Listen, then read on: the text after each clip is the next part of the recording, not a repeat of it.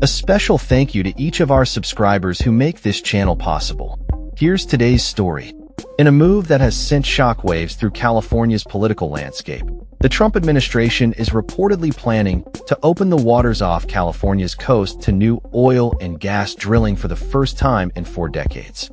This proposal has drawn immediate and fierce condemnation from Governor Gavin Newsom, state lawmakers, and environmental groups, all of whom argue that such action would have catastrophic consequences for the state's environment, economy, and ambitious clean energy goals. The administration's plan comes amid a broader push for fossil fuel production in the United States, but experts are questioning whether energy companies will actually be interested in the leases given California's stringent environmental regulations. The American Petroleum Institute, along with other oil and gas trade organizations, has urged the administration to explore all areas of the outer continental shelf for potential drilling sites. They argue that continuous exploration is necessary to ensure long-term energy security and meet U.S. energy demands through 2050. Southern California, in particular, has been highlighted as an area of interest, although political resistance has dampened industry enthusiasm in the region.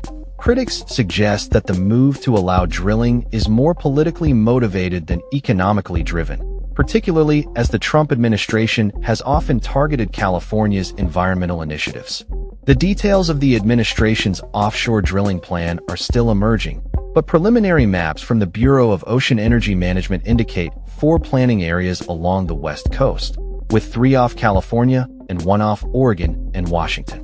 Internal documents suggest that the administration aims to propose up to 6 offshore lease sales between 2027 and 2030.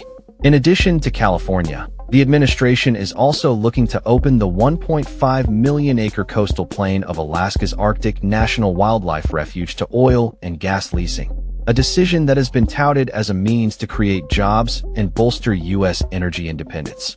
California currently operates about 24 oil platforms in state and federal waters, but it has not granted new federal leases since 1984, largely due to the backlash from the 1969 Santa Barbara oil spill that significantly impacted the environment and catalyzed the modern environmental movement. Since then, numerous bipartisan efforts have been made to protect the outer continental shelf from oil and gas development. President Biden's administration took significant steps to protect U.S. oceans by signing an executive order that designated over 625 million acres as off-limits to offshore drilling, a move that Trump promptly repealed upon taking office. California's opposition to new offshore drilling is likely to be robust, especially given the state's goal of achieving 100% carbon neutrality by 2045. Energy industry analyst Clark Williams-Derry noted that there is little appetite for offshore drilling in California, suggesting that the administration's plans may be more politically motivated than based on genuine energy needs. The Trump administration's focus on fossil fuel production has led to significant financial backing from oil and gas companies during his presidential campaign. Analysts have pointed out that offshore drilling is fraught with risks and uncertainties for oil companies, especially when more lucrative opportunities exist in fracking regions in Texas and New Mexico.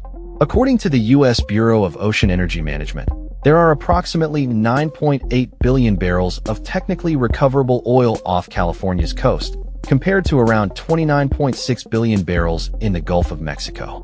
The administration's plans to open 13 million acres of federal lands for coal mining and invest $625 million in modernizing coal-fired power plants further underline its commitment to fossil fuels.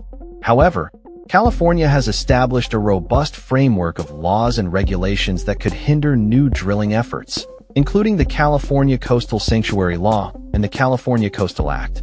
Richard Charter, a senior fellow with the Ocean Foundation, emphasized that California has more protective measures in place than any other state, and the limited potential for oil extraction is not worth the environmental risks involved.